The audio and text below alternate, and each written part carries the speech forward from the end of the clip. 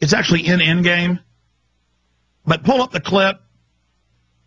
Cheney says he doesn't tell constituents about CFR. I wanted to see, he says the same thing but worse. You know, I don't tell my constituents that I was the president of the CFR back home in Wyoming. Yeah, back 10 years ago, you couldn't tell your constituents it even existed because, you know, that's a conspiracy theorist thing. But see, now that they think they've got us where they want us, they're going ahead and announcing it all. But here she is. Oh, thank you very much, Richard, and I am delighted to be here in these new headquarters. I have been often to, I guess, the mothership in New York City, but it's good to have an outpost of the council right here down the street from the State Department. We get a lot of advice from the council, so this will mean I won't have as far to go to be told what we should be doing and how we should think about the future. I mean, Richard just gave what now, did you see that? Described as a... And her posture and her words, her body language is, you're my boss. And Richard Inhofe is one of the co-presidents of America. In the power structure, it goes basically in government circles, quasi-government. Federal Reserve isn't government, it's private. Neither is the CFR, but they have government power. I mean, they write the real legislation, the master legislation, the master key. They are the key masters.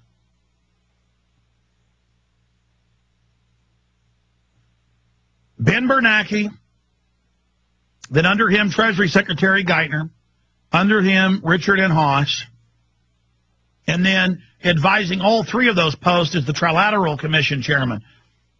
And then when you go to a CFR meeting to cover it, it's the heads of the CFR, head of the Trilateral Commission, head of the Royal Institute of International Affairs, the heads of the world's major roundtable groups from the top 15, 20 governments are all there. The G8's there. These are the guys. It's real funny. These guys have stolen 20+ trillion in the last 9 months, and it's funny to them. And they're going to tax your toilet paper. They're going to tax beef, ice cream, your house, home inspections, youth brigades. And they're arming up, folks. These people are killers. Zbigniew Brzezinski, one of their chief advisors, wrote a book 2 years ago bragging that his government under Nixon funded Pol Pot that killed 3 million people, or 30% of Cambodia. He'll pull a trigger on you in a minute. They're funding and writing. The CFR writes the plans for coups in third world countries. This is a gang of murdering crooks. Now, there's over 4,000 members of the CFR now. The top 300 or so are murdering crooks. And Angelina Jolie or somebody, you know, she's going to join it for whatever reasons. Doesn't look good, though. All right, let's go to Dick Cheney. Here's Dick Cheney saying he doesn't tell the slaves. Mentioned I've been a member for a long time and was actually a director for some period of time. I never mentioned that when I was campaigning for re-election back home in Wyoming. Yeah, why don't you, that's a clip from Endgame. Why don't you find a longer clip, actually from C-SPAN. Try Dick Cheney CFR. It'll be one of the ones that comes up. Or try, and this is good we do this on air because it shows others how to find this. I mean, it's like showing somebody how to ride a bike. It's easy. Not like saying, ooh, we know how to find stuff. Oh, we're so smart. It's good to show folks how easy it is to find stuff for themselves. Yeah, that's it. That's it. Dick Cheney, ex-director of CFR, Rockefeller.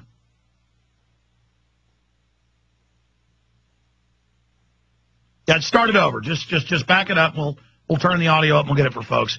Yeah, here he is thanking David Rockefeller, his commander. A special televised meeting of the New York-based Council on Foreign Relations provides a window to the real story. The speaker, Vice President Dick Cheney, takes a question from David Rockefeller. Vice President, I just enjoyed so much your whole speech, but I was particularly pleased that you gave such a strong endorsement for the free trade agreement for all the Americas, subject that has been of great concern to me for many years, and particularly recently. and I think it's absolutely essential for the strength of our economy. Rockefeller's role in the drive for an FTAA was a lot more central than he portrays. Rockefeller cultivated Latin American leaders who could be counted on to support such a proposal. Both the 1994 Miami Summit and the FTAA proposal were conceived and nurtured by a Rockefeller-created network. Prominent among the organizations sponsoring the Miami event were the Council of the Americas, founder and honorary chairman David Rockefeller, the Americas Society, chairman David Rockefeller, the Forum of the Americas, founder David Rockefeller, the Institute for International Economics, financial backer and board member David Rockefeller, the Trilateral Commission, founder and honorary chairman David Rockefeller. Rockefeller's influence also extends to the current administration. He was chairman emeritus of the CFR when Vice President Dick Cheney once served as a director, a relationship that Cheney concealed during his congressional career. It's good to be back at the Council on Foreign Relations. As Pete mentioned, I've been a member for a long time and was actually a director for some period of time. I never mentioned that when I was campaigning for re-election back home in Wyoming. Isn't it funny? The slaves. Oh, God, we're robbing them. We put out MIAC reports to the cops saying they're terrorists if they talk about us. We tell the cops the vets are the terrorists if they talk about imaginary CFR, and the best part is the cops are buying it. God, we're building FEMA camps. Oh, it's so fun to rape them. Oh, there's nothing the scum won't take. Yeah, baby. The best part is we're poisoning their water. Most of them are sterile and don't even care. 87% of them have become sterile, and it's not even an issue with these idiots. They just don't even know why it's happening. And then they have hundreds of these little subgroups, which mayors and people are part of, and then the Rockefellers and the globalists, because they steal all the tax money, they sit there and fund them. And so your mayor may only get $10,000, $20,000 a year in a stipend, getting to fly around 5 or 6 great destinations, be in a 5-star hotel. Just for that, they'll sell your complete society out. Then the feds come in, teach them how to steal property, teach them how to set up pimp game operations. It's just all a big joke. Hillary, oh, I come here to get told what to do. Haas is like, yes, you do. Pimp game. Now get up there and tell them what needs to be done. You are my slave. And it's just all a big joke. Cheney, oh, thank you, David Rockefeller. We never tell the scum how it really works, do we? And they're now closing their final net of control. And they've stolen 24 trillion big ones.